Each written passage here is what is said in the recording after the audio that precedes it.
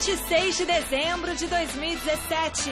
Em jogo beneficente que contou até com a presença de Neymar, Gustavo Scarpa admite que pode jogar em algum time paulista. Para se defender de esquema de dopagem russo, o presidente da União de Futebol do país pede afastamento da entidade. Zé Roberto e Bernardinho se reencontram e falam sobre rivalidade entre os dois. E ainda, as últimas notícias do mercado da bola, os preparativos para mais uma São Silvestre e como o Guarani está se preparando para a disputa da Série A2 do Paulistão. O Gazeta Esportiva começa agora!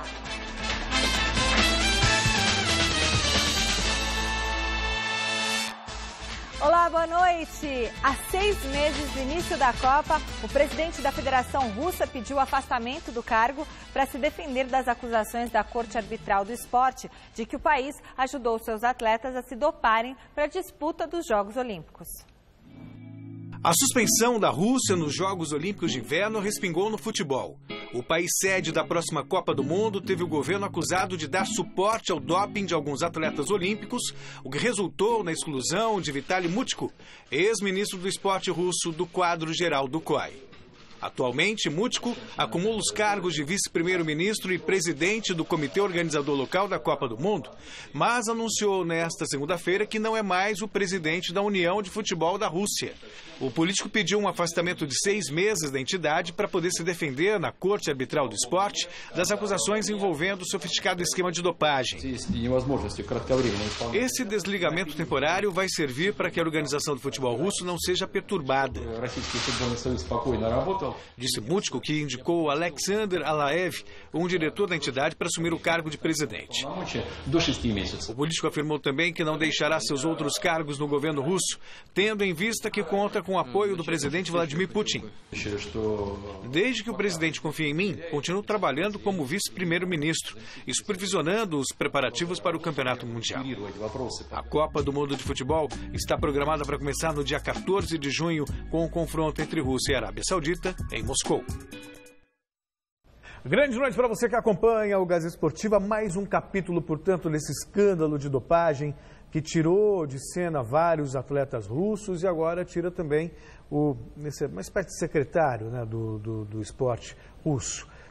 Mas pelo menos, diferentemente do que acontece no Brasil, houve uma renúncia ou uma renúncia, se é possível dizer, temporária, né? Deixou o cargo enquanto existem as investigações, porque aqui as pessoas são acusadas e ninguém pensa em renunciar, muito pelo contrário. Se apega ao cargo até a última possibilidade, até que aconteça o pior.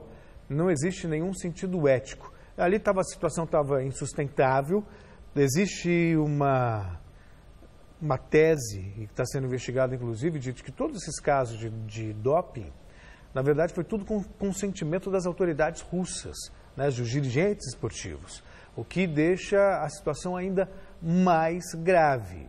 E a Rússia, para variar, além de ter um problema no atletismo, tem a Copa do Mundo para resolver.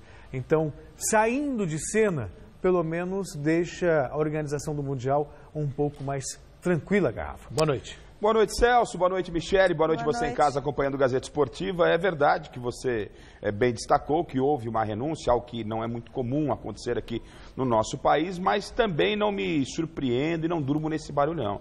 Me parece que era uma alternativa a menos pior, né? Alguma coisa aí por trás tem em benefício próprio, por isso acabou vindo essa renúncia. Mas vale aí dar ênfase a essa questão, como o Celso bem destacou, que querendo ou não, diferentemente como no Brasil, na Rússia as coisas caminham. Se não caminham como esperávamos que caminhasse, mas pelo menos há uma investigação, algo mais conclusivo e a cobrança vem aparecendo. A gente lamenta que isso ocorra em ano de Copa do Mundo, em ano de Mundial, porque são situações que mexem com o mundo do esporte e isso, de uma certa forma, tira um tanto quanto o brilho, apesar de estarmos falando de uma outra área, um outro segmento que não o futebol especificamente. Mas, de qualquer forma, fica aqui o alerta e que a gente possa ter esse mesmo tipo de comportamento das nossas autoridades em termos de investigação quando temos esse tipo de problema, né? É verdade. Bom, no último final de semana rolou um jogo beneficente promovido pelo atacante do Vasco, Nenê, e pelo ator Caio Castro. O evento contou com nomes importantes do futebol brasileiro e o repórter Osmar Garrafa acompanhou. Fome Só de Bola já está na sua 7ª edição. E mais uma vez o jogo beneficente promovido pelo Meia Nenê do Vasco foi um sucesso. A entrada do torcedor estava vinculada à doação de 1 quilo de alimento não perecível. A quantidade arrecadada não foi divulgada, mas pelo visual do estádio, muitos alimentos foram doados. Realmente uma coisa que vale a pena, muito feliz de estar podendo sempre proporcionar isso aqui na minha cidade, nasci e cresci, então realmente é uma gratificação muito grande. A torcida de Jundiaí queria matar saudade do Nenê, claro. Mas a grande estrela da festa era sem dúvida Neymar. Para que não ficasse nenhuma dúvida, o torcedor demonstrava o quanto amor tem pelo craque do PSG e da seleção brasileira. Enquanto o astro não chegava, outros brilhavam. Ô, garrafita! Fala pra mim que você tinha morrido, você tá vivo? Que coisa. Tô vivo ainda, hein, cara? Tá bem, cabelo branco ainda. Você tá enganando bem também, né? Não, eu rapo, né? E aí, Amaral, como é que é participar de mais um evento para ajudar as pessoas necessitadas? Enfim, isso é muito legal. É legal, acho que isso é gratificante, né? A gente que passou dificuldade, passamos fome já na vida, né? Hoje a gente tem esse privilégio de poder ajudar as pessoas. E o que a gente pode esperar desse jogo? Palhaçada dos caras. O primeiro tempo começou sem Neymar, mas foi movimentado. Tivemos gol com jogada ensaiada em lance de pênalti. Gol do ator Caio Castro. E, claro, gol do dono da festa.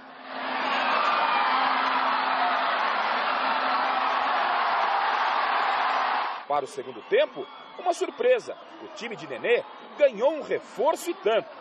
Para a alegria da garotada, Neymar chegou e foi para o jogo. E em sua primeira tabelinha com Falcão, pênalti marcado e convertido por ele, com direito à comemoração no mínimo inusitada. Diferente mesmo foi esse golaço de Neymar.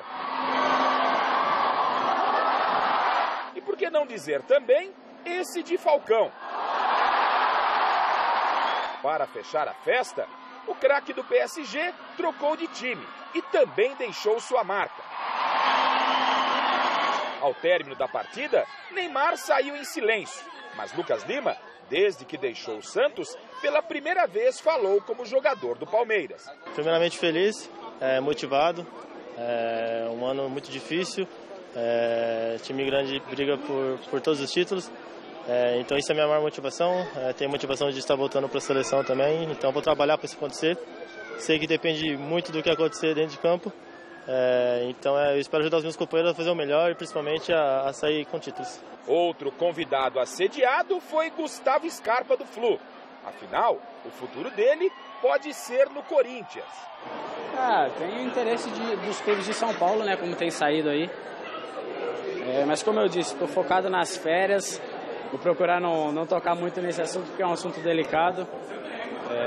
Mas eu tô muito feliz com o reconhecimento das outras equipes, é sinal que eu fiz um bom trabalho. E vou aproveitar meus últimos dias de férias. E assim terminou mais um jogo beneficente. E a galera que esteve no Jaime Sintra pôde dessa vez ver um craque que deve brilhar na próxima Copa da Rússia. Pois é, e como a gente viu aí, o futuro do Gustavo Scarpa segue incerto. A enquete desta terça do site gazetesportiva.com é em cima justamente do meia do Fluminense. A pergunta de hoje é a seguinte: em qual equipe o Gustavo Scarpa se encaixaria melhor? No Coringão, no Verdão ou no Tricolor? Corinthians, Palmeiras ou São Paulo? Celso Cardoso. Bom, isso eu imagino que a pergunta seja voltada para o fato de poder jogar e se encaixar, né? O Palmeiras, apesar de ter aí o melhor elenco do país, o Palmeiras continua com o melhor elenco do país, não se discute, se reforçou aí com o Lucas Lima. Aliás, até por causa, por exemplo, olha só, o Palmeiras provavelmente vai ter um meio campo com Moisés, Tietê, Lucas Lima, e aí o trio de frente, então o Gustavo Scarpa vai ter que brigar por posição, né? No Corinthians, por exemplo, eu acho que ele já chega para jogar. E num time que já está encaixado, ele é uma peça ali só para fazer parte. O São Paulo tem o Cueva para função tal, e que é também muito entrosado com o time. E na verdade, eu acho que o Corinthians ele está mais pronto, por isso eu acho que o Scarpa apenas se encaixaria, simples assim, em uma máquina que já está girando bem, entendeu? Então eu acho que no Corinthians ele cairia melhor, se encaixaria melhor. E aí, Garrafa? No Palmeiras ele vai ter esse problema de ter que brigar por uma posição, não é? Mas claro, todo mundo quer ter um elenco com mais de uma peça. Esqueci de falar do Guerra no Palmeiras também, né? Com mais de uma peça de reposição, seria, não sei se seria... pela cultura do futebol brasileiro, não entendo ser tão interessante o Scarpa vir no Palmeiras. Porque aqui, se o jogador não é titular, ele faz biquinho. Aí o ambiente do vestiário não é legal. Algo que não é comum na Europa. Você muda de equipe, jogo a jogo, sem nenhum tipo de milímetro. Acabou. Aqui no Brasil já tem esse tipo de problema. Então, talvez o Scarpa no Palmeiras possa gerar, por incrível que pareça, um problema. No São Paulo, entendo que ele tem maiores possibilidades de jogar e é um jogador de muita qualidade, que me agrada demais. No Corinthians também é algo que uma peça que falta muito para o Corinthians, que é um jogador de qualidade, um jogador que chega. Tem o Jadson? Tem, mas o Jadson para toda uma temporada é pouco. Então, se você tiver 2 jogadores dentro do elenco e no próprio time titular com essa característica, o Corinthians ganharia muito. Ele poderia até fazer aquela função de lado de campo, deixando o Jadson pelo meio. E faz muito bem, pode ter um revezamento, você pode colocar o próprio Scarpa vindo para o meio, o Jadson um pouquinho aberto, como vinha jogando com o Carille. Então, hoje, talvez, eu concordo com o Celso aí, que seria mais a cara do Corinthians, mas com uma possibilidade ótima para o São Paulo e melhor ainda, né, em termos global, seria no Palmeiras, um elenco fantástico. Porque, veja só, no São Paulo, ele se encaixaria também, provavelmente jogaria. Só que ainda é um time que carece de acerto. Então, o São Paulo lutou para não cair. Tem uma cara ainda, não tem uma cara ainda, foi irregular. Então, talvez até a pressão sobre ele fosse muito maior.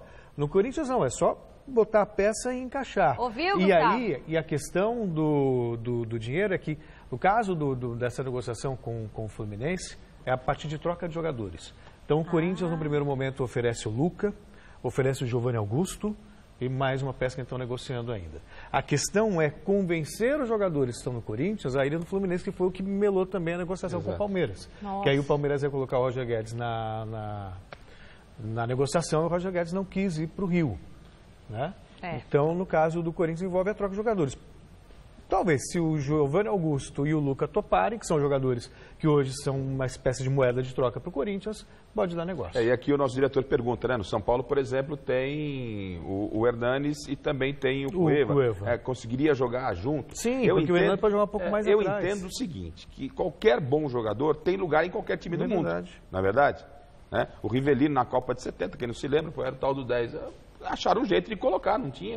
Era tanta gente, vai como se fosse jogar lá um falso, na época, um falso ponta. Então, cabe ao treinador. Quer dizer que se você tiver Cristiano Ronaldo e Messi, vai ficar no banco? É óbvio. Não, e também o Hernanes parece que sai até o meio do ano. Então, talvez o Cueva também possa vir a sair, quer dizer... Temos que aguardar. Agora é hora de falar do Guarani, que, comandado pelo técnico Fernando Diniz, estreia no Campeonato Paulista da Série A2 no dia 17 de janeiro, quando eu volto de férias aqui para o Gazeta Esportiva, contra o Oeste na Arena Barueri. O repórter Adriano Dolfo foi conferir como o Bugre está se preparando para o início da temporada. Aqui na cidade de Valinhos, o Guarani continua a preparação para a disputa da Série A2 do Campeonato Paulista 2018. A intenção é retornar à primeira divisão, de onde saiu no ano de 2013. Em relação à última temporada, 5 reforços foram contratados. Entre eles, o volante Ricardinho, que veio do Criciúma de Santa Catarina. O atleta explicou por que preferiu jogar a segunda divisão do Campeonato Paulista em relação à primeira divisão de Santa Catarina. Acredito que aqui no Guarani eu posso render um pouco mais, posso conseguir algo melhor para a minha carreira. Acho que o Guarani também é um clube que está passando por uma reformulação bacana, que tem tudo para se tornar novamente um clube de elite do futebol. Então, acreditando nisso, das pessoas que vieram para cá, então se passa também por tudo isso, então por acreditar nessa reconstrução do Guarani, de colocar o clube novamente na elite do futebol, com a grande possibilidade também agora de voltar à elite do Paulista. Eu vim para cá com muito ânimo, com muita coragem para a gente fazer um bom trabalho. Como é que você se enxerga podendo atuar em que faixa do campo? Claro que com o Diniz não tem faixa de campo definida, mas como você consegue se inserir aí nesse esquema do Diniz? Ao longo de toda a minha carreira já atuei em várias posições e com ele realmente é isso. Ele escolhe os melhores e consegue colocar eles em determinado lugar do campo que costumeiramente não é normal. Então isso vai muito da cabeça dele, eu espero estar entre os melhores, né? A gente espera trabalhar, conseguir a união no grupo para que eu consiga estar entre os melhores, ajudar os meus companheiros a crescer também naquilo que for preciso, para que dentro daquilo que ele escolher a gente consiga fazer um bom trabalho, um bom campeonato e consiga os nossos objetivos. E essa filosofia de trabalho do Diniz, para você, como é que será? Eu pude trabalhar com o Diniz pouco tempo, na verdade, uma passagem dele lá pelo Paraná, foi bacana. Acho que a gente conseguiu, apesar de não ter conseguido o título, mas foi dentro da nossa realidade, foi bastante positivo. Espero fazer um bom trabalho, cara, diante daquilo que ele vai passar para todos nós. Eu acho que a equipe tem tudo para evoluir, o clube também, não só dentro, mas também fora de campo, com os pensamentos, com a ideia, com a filosofia dele. A gente espera ajudá-lo naquilo que for preciso para colocar o Guarani na elite do futebol novamente. Ter a paciência com o Diniz para ele montar realmente um time, né, que... Veja só, o Diniz ele já tem uma marca registrada. Então, os times que ele dirige, você já espera um futebol bonito. Futebol de toque de bola, de saída de jogo, sem chutão, bola de pé em pé. E acho que se encaixa bem com o Guarani, que já foi... é tão rico em tradição o Guarani, né? Para os mais jovens que não viram os tempos áureos do Guarani, é mais um timinho do interior. Pô, o Guarani foi o primeiro time do interior campeão brasileiro. Chegou a outras 2 finais de campeonatos brasileiros, em 86, em 87. Disputou a final de campeonato paulista em 88. Recentemente assinou o formato do campeonato paulista, já tem sem tanto glamour, mas fez uma final contra o Santos do Neymar. Quer dizer, é um clube que tem muita tradição e é rico também em títulos e tal. E fruto das péssimas gestões, das péssimas administrações, foi sucateado por dirigentes que pensaram no bem próprio e não no bem do clube. E aí está aí lutando para se reerguer. Mas gostaria muito de ver o Guarani voltando à primeira divisão do futebol paulista e com um futebol bonito. Pelo menos essa é a expectativa dos times dirigidos pelo Fernando Diniz. E o grande barato do Guarani é a marca Guarani de Campinas, né? Porque é uma tradição, tem toda uma história por trás. Não é um time que foi montado por empresários, que se cria uma logomarca e pronto. Não, ele tem uma identidade, ele tem uma torcida, tem um estádio, apesar que a coisa está lá meio vai, não vai, tem uma licitação para passar para um shopping, vai leiloar, enfim, toda essa história aí. Mas é uma história, tem uma tradição, né? Como Ponte Preta tem, a Ferroviária de Araraquara, o 15 de Piracicaba, Botafogo Comercial, né? Essas equipes a gente está sempre aqui na torcida para que elas possam reencontrar o seu melhor caminho. E como você bem destacou, gestões aí desastrosas levaram muitos desses clubes e o próprio calendário do futebol brasileiro, como é administrado, sem olhar para o interior, né, fez com que grandes equipes acabassem sumindo do cenário nacional. Está aí mais uma oportunidade, o Fernando Diniz é sempre uma atração, não é? A gente torce que o Fernando Diniz tenha realmente o tempo para fazer o trabalho, mas eu não me animo com isso não, porque dirigente de futebol normalmente fica muito no imediatismo, é o resultado que interessa e a gente sabe que o calendário é curto para essas equipes. Então, o resultado tem que ser de forma efetiva, tem que ser de forma rápida. De qualquer forma, é o Guarani voltando ao noticiário, voltando à mídia e isso é muito bom. Você quer receber as novidades do seu time no Facebook? De manhã você acorda, pá, já abre lá a novidade? Sim? Então vai lá na nossa página do Face do Gazeta Esportiva, clique no botão enviar mensagem e aí você seleciona a opção receber novidades. Pronto! Aí você só vai escolher o seu clube do coração e todo dia, logo cedinho, eu vou mandar para você uma mensagem com as últimas novidades do seu clube. Bem bacana, ficou fácil, né? Então vai lá no nosso Facebook Gazeta Esportiva e enviar mensagem. Vôlei, no último final de semana tivemos um confronto entre o Inodê Barueri, é isso, Celso? Acho que é, né? Contra o Sesc Rio de Janeiro e o time carioca acabou levando a melhor, vencendo a partida por 3-0. Mais do que o duelo, o evento marcou também um reencontro entre dois velhos rivais. Acompanhe com Jonas Campos. Era uma partida normal de Superliga Feminina entre o novato Barueri e o atual campeão Rio de Janeiro. Nem tão normal, afinal, dentro de quadra tivemos o confronto, ou melhor, o encontro entre dois dos principais nomes da história do voleibol brasileiro, do voleibol mundial. José Roberto Guimarães e Bernardinho. O estilo de cada um desses multicampeões que juntos somam 5 medalhas de ouro em Olimpíadas, a gente já conhece bem. E apesar de algumas polêmicas e tantos enfrentamentos, respeito um pelo outro é o que não falta. Você fica sempre tenso, atento, apreensivo, porque sabe que vai vir coisa boa de lá. Então, é uma comissão técnica de altíssimo nível, né? Zé Roberto tem um vagão, treinador de altíssimo nível, tem todo um trabalho, uma estrutura, né? Então você está o tempo todo ligado. Eu acho que ele está fazendo um trabalho muito bem feito lá no Rio há anos, assim como fez na seleção brasileira. É um dos melhores técnicos do mundo, assim como tem uma comissão técnica bastante eficiente e muito importante com o trabalho todo que eles têm realizado. A provável polêmica que em certo momento estremeceu a relação entre os dois teria sido nos Jogos Olímpicos de Atenas em 2004, quando Zé Roberto, técnico da seleção feminina, teria reclamado da suposta interferência de Bernardo no seu trabalho. Bernardinho, na época, já era casado com Fernanda Venturini, levantadora daquela seleção. Com o passar do tempo, os dois foram se acertando. E hoje, pelo menos no discurso, parecem alinhados. A relação entre você e o Zé tá tranquila? Tranquila. Tranquila sempre foi. Não é muito próximo, é tranquila, não há nenhum problema. Não tá tranquilo, a gente conversou em período anterior à Olimpíada, enfim, não tem problema nenhum. Vida que segue para Zé à frente do Barueri, da seleção feminina, e para Bernardo, técnico do Rio e hoje apenas torcedor da seleção masculina. A vida do Bernardo longe da seleção brasileira, como é que tá? Eu sinto falta, né? É difícil superar até um pouco isso, né? É uma saudade grande porque foi minha vida durante 23 anos como treinador. Sou um torcedor que tem um pouquinho de experiência, que pode eventualmente ajudar.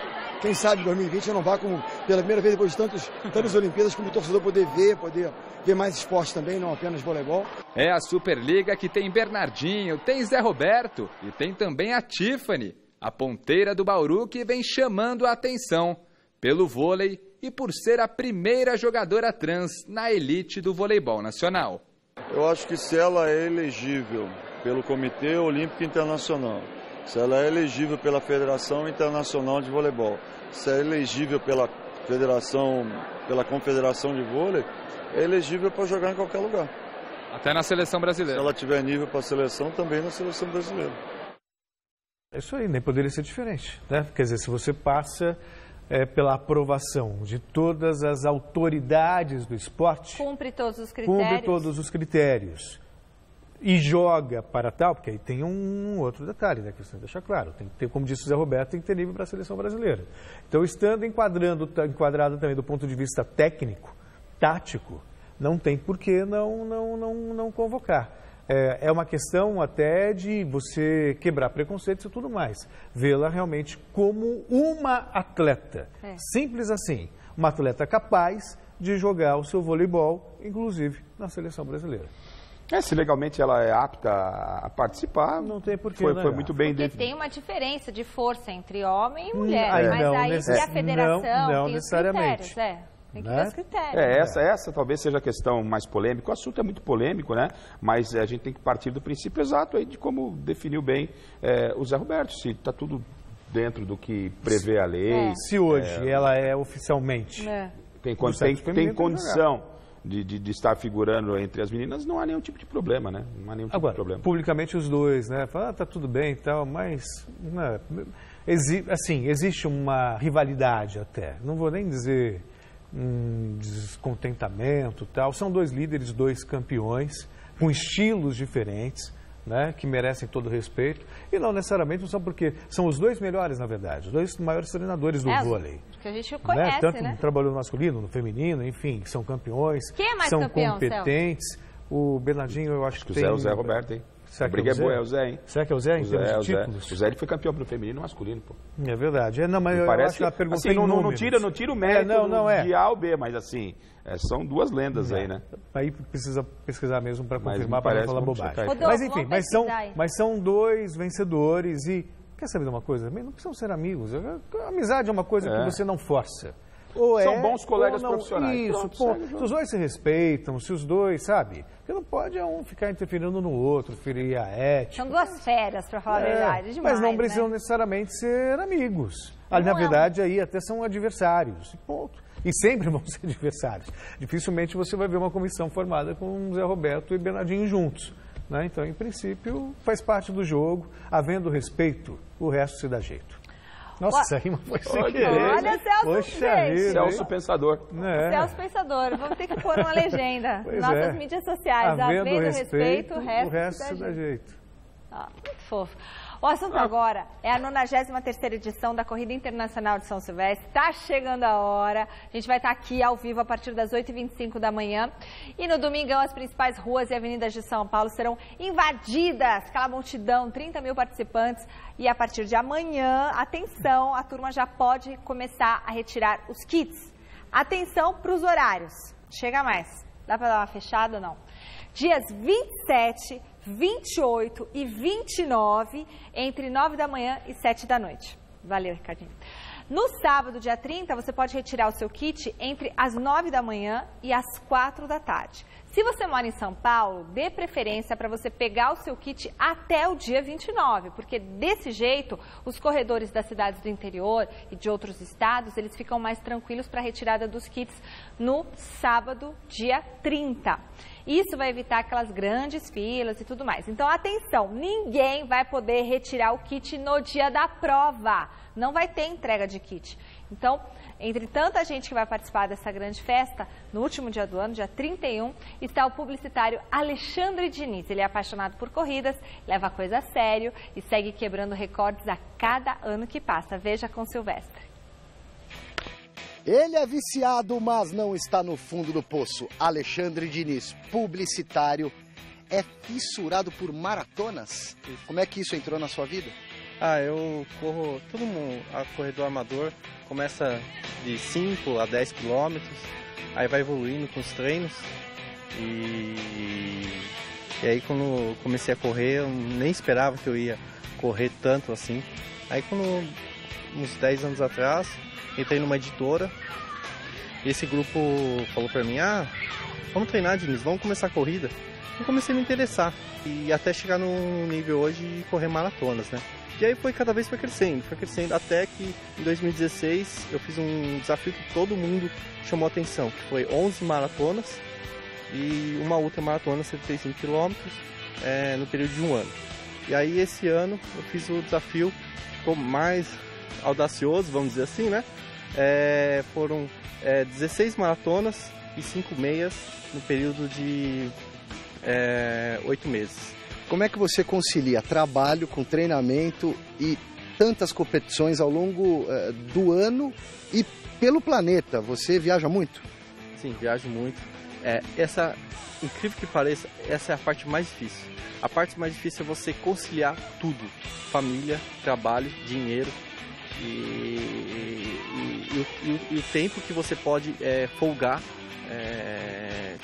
Sair do trabalho para ir correr, porque querendo ou não, às vezes você faz uma viagem de uma semana, entendeu? É viagem longa. E aí a parte mais difícil é você fazer o planejamento de todo esse desafio.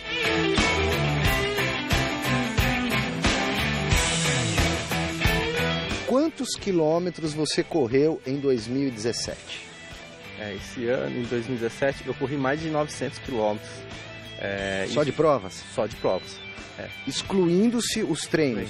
Isso, porque eu coloco assim, treino pra mim eu coloco como meio que obrigação, né? É a mesma coisa quando você for fazer prestar um vestibular, você não vai ficar contando treinos, né? Mas eu tô a fim de fazer essa conta, cara. Vamos somar tudo, vai dar uma média pra nós aí. 2017, treinos mais competições, quantos quilômetros? Eu não fiz essa soma ainda, mas dá mais de, vamos dizer, caramba... vamos colocar mais de 1.000 e 1.500 quilômetros. Praticamente dobra, então. Praticamente quase dobra.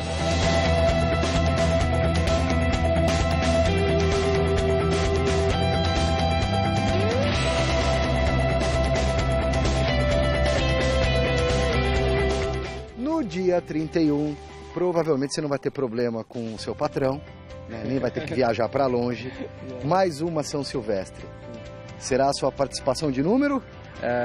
Será a minha 8ª São Silvestre. Você vai fantasiado ou não? Não. De atleta? Não, de atleta. Sempre de atleta, porque, mas já me deu vontade de ir fantasiado tudo, mas eu acabo indo só como atleta mesmo. Então, imagino eu, para quem corre, é o desfecho perfeito de uma temporada, brincar pelas ruas de São Paulo. Ah, sim, sensacional. Correr aqui nas ruas de São Paulo, ainda fechando o ano, né? Correndo, para quem gosta de correr, é um prato cheio. A São Silvestre te deixa ansioso, nervoso, apreensivo, ou é mais uma prova para relaxar, curtir e virar bem o ano? Não, me deixa tranquilo. É uma prova para relaxar, eu vou sem me preocupando com o tempo, né? Eu vou sempre só para curtir mesmo, como se fosse uma festa de final de ano. Acho que você já está parado faz muito tempo aqui comigo, né? Tchau, vai correr, cara. Vai correr que você precisa. Né? Você precisa. É fissurado, é viciado. Vai lá, alucinado por maratonas. Um abraço, Alexandre.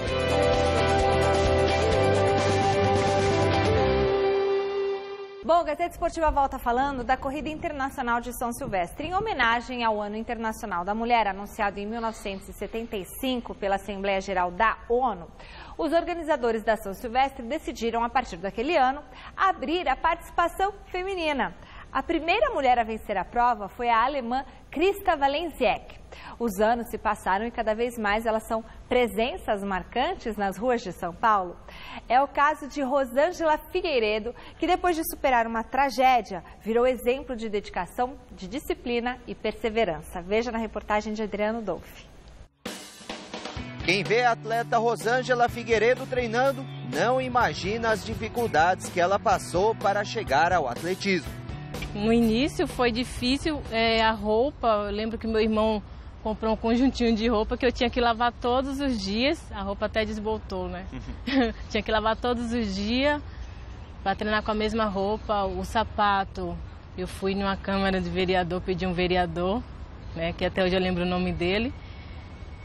E foi difícil no início. Para as viagens, eu tinha que correr, falta de patrocínio, tinha que correr, separar 50% para próximas viagens, 50% para me manter nas vitaminas e até mesmo em casa para ajudar minha mãe. Em 2008, inclusive, a Rosângela tem uma grande lembrança da Corrida Internacional de São Silvestre. Você chegou a liderar a prova, né, Rosângela? Isso, eu cheguei a ser coelho, né? Liderar a prova ali por alguns minutinhos, tive o gostinho de sair na frente. E como é que foi a emoção? As câmeras, o pessoal olhando, acenando, vibrando com você ali na frente? Foram muitas câmeras, né? Os colegas, aplausos, né? A largada das mulheres, a feminino. É isso que eu tenho de lembrança. Mas tudo mudou em 2013. Nós estávamos indo, era meu marido, né? Nós tínhamos 8 anos de convivência e era ao mesmo tempo meu treinador. E eu lembro que foi na BR de Mimoso do Sul, 4 horas da manhã. Teve uma batida, vários caminhões bateu no ônibus de frente, né? E ali eu fiquei presa na ferragem e ele não resistiu. E eu fiquei internado na Santa Casa de Mimoso.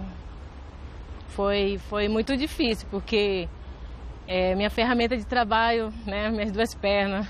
Atingiu diretamente a perna, né? Essa Isso. Cicatriz aqui é do acidente? É do acidente.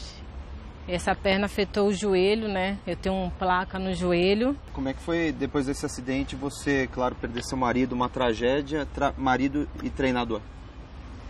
Nossa, no início foi... Assim, desculpa, eu tô emocionada, assim, porque foi... Agora tá tranquilo, eu superei, graças a Deus superei, muita fé, eu tenho muita fé em Deus.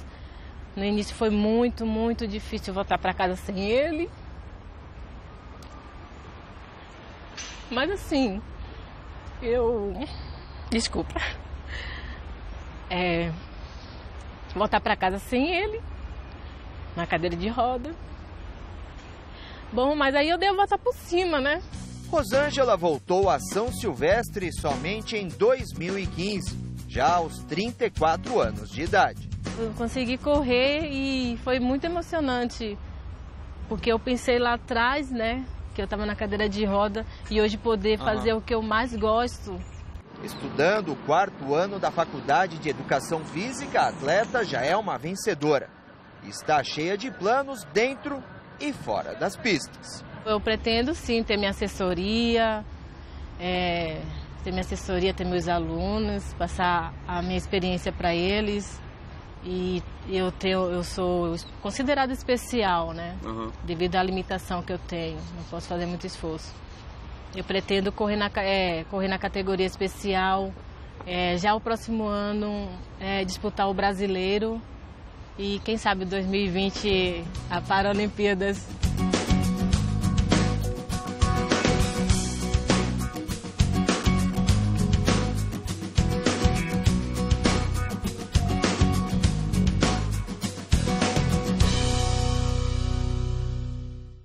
Beijão, Rosângela.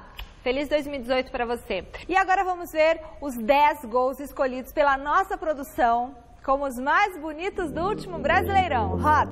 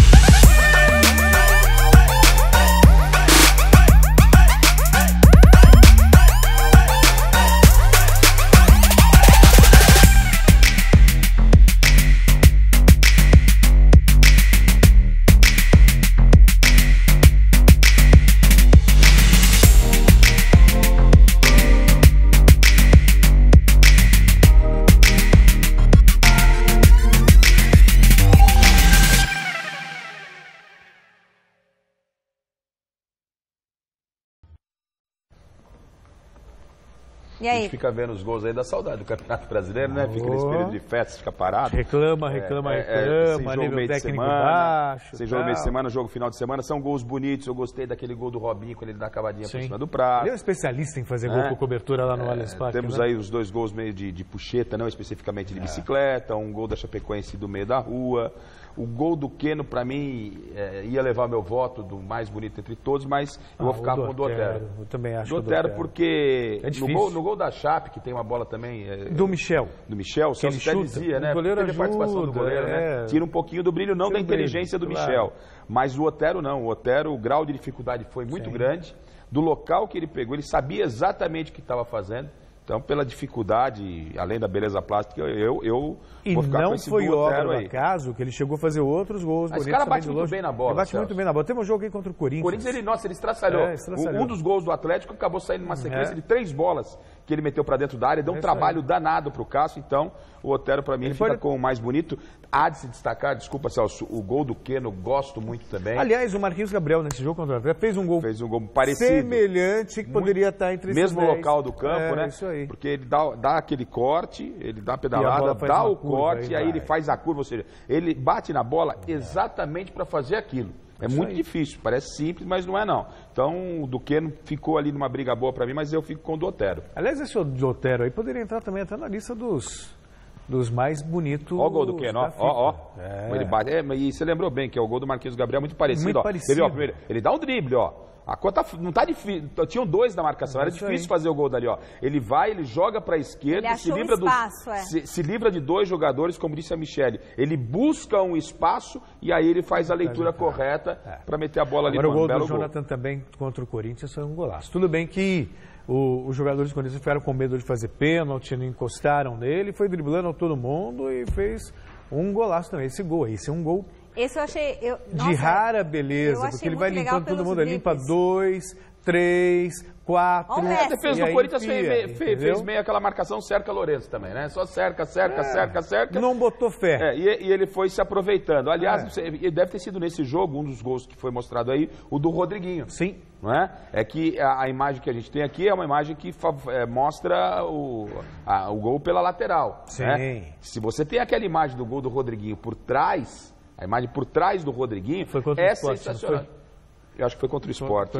É um gol que a bola faz uma curva, que quando o Rodriguinho bate, se você olha a trajetória da bola, ela está fora do gol. De repente ela faz uma curva para entrar no ângulo, foi um golaço. É um efeito. Um golaço. Não sei se você pode até rever, se tiver essa chance, ver o gol do Rodriguinho.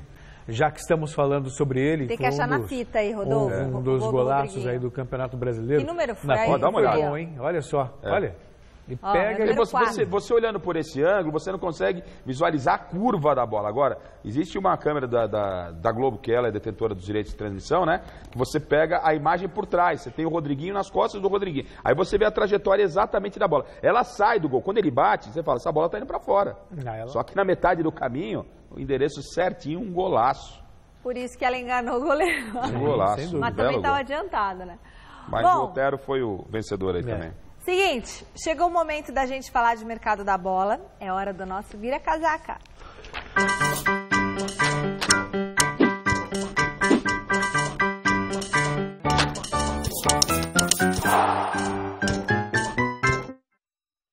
Bom, para você que se desligou de tudo no Natal, marido com cálculo renal, você que não acompanhou nada sobre as negociações, começamos falando da grande contratação que rolou no final de semana do futebol brasileiro. Entra PowerPoint, computador, o atacante Fred, que estava no Atlético Mineiro, esse aí eu vi, virou a casaca e vai literalmente esse aí, viu? Virou... que virar casaca é você trocar de time... Nossa, esse virou mesmo. Rival, e foi o que aconteceu. Vai defender o Cruzeiro em 2018. O Galo facilitou a negociação porque o atacante custava cerca de R$1 milhão por mês ao clube, que somado a outros benefícios deve gerar uma economia de R$16 milhões em apenas uma temporada. Além disso, quando o Fred acertou com o Atlético, as duas partes colocaram em contrato uma multa de R$10 milhões caso ele fosse para o maior rival, o que acabou de acontecer, né? Vale lembrar que Fred já teve um atrito com o Mano Menezes no passado, em 2011, quando o goleador criticou o antigo treinador da seleção brasileira por não ter chances no time nacional. E aí, Celso Garrafa, é muito dinheiro envolvido para um jogador de 34 anos? Vale? Eu acho muito dinheiro, mas ainda assim o Fred, se você observar, quais são os grandes atacantes que temos no futebol brasileiro? Jô. O Jô, que estava esquecido, quase em fim de carreira, era uma incógnita, uma aposta do Corinthians e terminou o ano como artilheiro. Aí você tem o Henrique Dourado, surgiu ali no Fluminense, que não tem mais grandes artilheiros. Então eu acho que o Fred, ele ainda reina por falta de produto no mercado. Ele pelo menos é um atacante confiável, você sabe que ele vai lá e vai fazer gol. E aí, pro futebol é ótimo esse tipo de transferência, Michele. Ele sai do Atlético e vai pro Cruzeiro. Mexe com torcida, mexe com torcida. Belo Horizonte está fervendo. Isso é muito saudável. Não tem aquela coisa de botar cláusula, não pode jogar contra o Atlético. No passado, não tão distante assim, acontecia um troca-troca entre as equipes, né? Corinthians e Palmeiras e tal. Hoje já é fato raro, mas é um tipo de negociação que mexe com o futebol mineiro e mexe, obviamente, com o futebol brasileiro. Me agrada bastante o Fred no Cruzeiro, vamos aguardar aí o que... Para quem esperava ele no Flamengo, né? E olha, o Cruzeiro tá pintando aí como um time do ano, hein? Assim, para sair, sabe? O time que você pode apostar ficha, manteve base, traz um reforço como o Fred, né? Enfim... Flamengo, com a especulação de que o colombiano Reinaldo Rueda pode deixar o clube, o nome ganha força para substituir o técnico. É o do velho conhecido César Carpegiani, que está em fim de contrato com o Bahia. O vínculo do treinador com os baianos termina no dia 31 de dezembro e ele não vai renovar o contrato. Além de um novo técnico, o Flamengo busca reforçar o elenco e tem conversas avançadas com o zagueiro Pablo e com o lateral Zeca. O ex-santista, inclusive, já teria valores acertados e depende apenas da liberação do jurídico para ser anunciado pelo rubro-negro. O Flamengo faz também contratações pontuais, importantes. O Pablo é uma novela muito grande porque das pessoas acham, vai sair do Corinthians e vai para outro clube. O valor que queria o Mônaco, o Bordeaux agora... O Bordeaux era um valor que para o Corinthians era de 3 milhões. Para qualquer outro clube é um valor maior. E é difícil de você conseguir pagar esse valor tão alto por um zagueiro, né? Agora, sobre o Zeca, também seria uma belíssima contratação. Acho um bom lateral, de nível de seleção brasileira, vai se encaixar bem em qualquer clube. Me preocupa um pouco, Celso, aí eu volto um pouquinho no Cruzeiro, né? Essa ideia de a cada ano você montar uma equipe. Cada ano você... Lógico, todo reforço é bem-vindo. Mas são reforços pontuais, né? Mas me preocupa. O Palmeiras perdeu aí, não ganhou nada. Vai perder o Juan. O Palmeiras não ganhou nada esse ano, já saiu a compra e não se acerta. Não estou dizendo que não tem que comprar, eu disse que tem que olhar para a base e tal. Você vê, o Cruzeiro, pontual é a do Cruzeiro, foi lá e pegou o Fred. Bom, tem o time campeão da Copa do Brasil mantido. Tá, o Bahia acabou de fechar com o Guto Ferreira. Anuncia aqui o site gazetesportiva.com. É isso aí. Vamos falar sobre isso agora. Não, o Guto Ferreira pisou na bola com o Bahia. Mas acho que o clima ficou legal, porque voltou. Se tivesse ficado mal-estar, se tivesse ficado mal-estar, não voltaria. Bom, o São Paulo ganhou outro interessado no futebol de Lucas Prato, além do River Plate. O América do México também está interessado em levar o argentino embora. A multa rescisória de Prato gira em torno de 11 milhões de euros. Pelo que o Prato jogou esse ano, ele tem que acender uma vela todo dia, porque... Né? Não, nem tanto culpa dele, mas o São Paulo não viveu uma boa fase, consequentemente... E 11 milhões de euros, imagina. E olha, eu vou falar para você, todo mundo atrás do Prato aí é um bom jogador, claro, é um belo reforço, mas teve um ano ruim. Bom, e agora outro estrangeiro que deve deixar o tricolor é o lateral Buffarini. Segundo a imprensa argentina, o Boca Juniors enviou uma proposta de $1,5 milhão para assegurar 80% dos direitos do jogador, além de um contrato de 3 anos. O Boca quer consumar esse acordo logo para que o Buffarini já participe da pré-temporada do clube, marcada para começar no dia 2 de janeiro. Galera tricolor agradece. Ricardo Goulart segue sendo especulado em vários clubes brasileiros. O grande entrave é o contrato do atleta com o Guangzhou Evergrande até 2019, com salários girando perto de R$2 milhões por mês. Diante disso, o Cruzeiro já pulou fora, né? Todo mundo vai pulando fora, gente. O Itair Machado, vice-presidente da Raposa, admitiu interesse, mas pelos valores envolvidos afirmou que o clube não teria como contratar esse atacante. E nesse final de semana, o irmão de Ricardo Goulart disse que o atleta está confiante em ficar no Brasil e para ficar mais perto aí de uma vaga na Copa da Rússia. Flamengo e Palmeiras também monitoram o caso. Alexandre Matos, inclusive, tem um acordo com o atleta para ser avisado caso ele consiga a liberação desse time chinês. Até porque ele já esteve sob a gestão do Alexandre Matos lá no Cruzeiro, já se parece que é padrinho de casamento, outro, eles têm uma ligação muito próxima. Significa que, caso venha para o Brasil, o Palmeiras é o... E se quiser vir para o Brasil, terá que reduzir muito esse salário. Imagina, R$2 milhões por mês, está de brincadeira. Para encerrar, falando no Palmeiras, o Meia Lione, que nessa temporada defendeu o Bahia, pode deixar o clube rumo à Argentina. A imprensa divulgou que o atleta de 23 anos interessa ao Racing. Eu gosto do jogador, gosto bastante. Foi bem no Bahia, inclusive. Né? O Palmeiras não teve chance. É o Alione.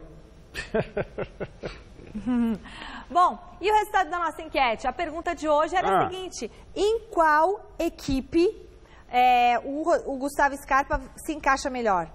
E deu o quê?